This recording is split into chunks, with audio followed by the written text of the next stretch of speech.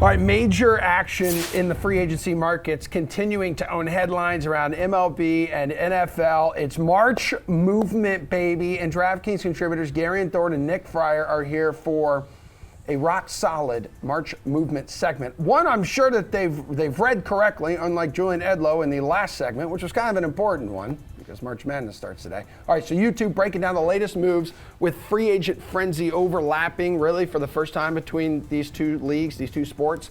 Watson Watch. The mood is tense. I have been on some serious reports, but nothing quite like this. Deshaun Watson reportedly torn between the Browns, Saints, Panthers, and Falcons.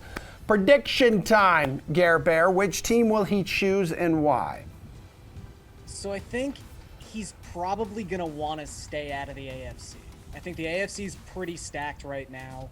There's a reason that 3 of these teams we're talking about reside in the NFC South.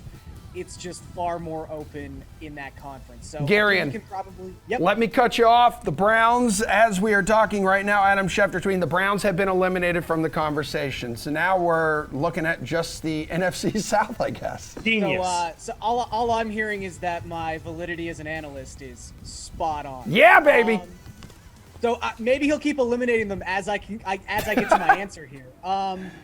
I think it's going to be the Saints. And it sounds weird to say that they are the team with the most organizational stability because, they just lost – in the last 2 seasons, they've lost Drew Brees and Sean Payton. But I think as a team, as an ownership group, they are really like one of the best examples of an NFL organization the last 15 years. So if you're Deshaun Watson and you had to play for the Texans for the first 5 years of your career, do you really want to go to the Panthers or the Falcons? I mean, I was going to say Browns in there too, but now we know he doesn't want to go to the Browns. But I think that really accentuates the point here. I think he wants to find a stable situation, and I think the Saints are the most stable of those situations. Do they have some question marks with their wide receiving core? Sure.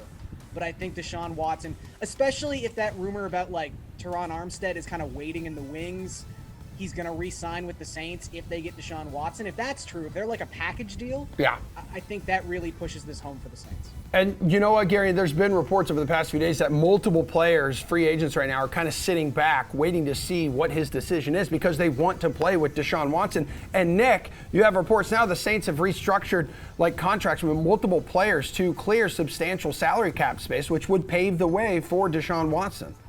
Yeah, and I think we saw that he got his second meeting with the Saints just recently. It might have been the other day. I was kind of surprised when I see the Panthers and the Falcons pop up on this because, like Gary was kind of saying, those are 2 teams where it's like, do you really want to go after what you've been dealing with in Houston? You want to go play there? And then the same thing with Cleveland, too, for that matter. The Saints make the most sense for me. I think Gary highlighted well from an organizational standpoint. And then I know there are some issues in terms of depth, but still, he's going to get to play alongside Alvin Kamara. I think that's going to make a huge difference for him when you have a playmaker like that you can kind of lean on in different ways throughout the course of the season. And if we get other free agents that are going to decide, you know what, I want to go play for New Orleans because Deshaun Watson's there, I think they're in a really good spot to sign him, to acquire him if moving forward.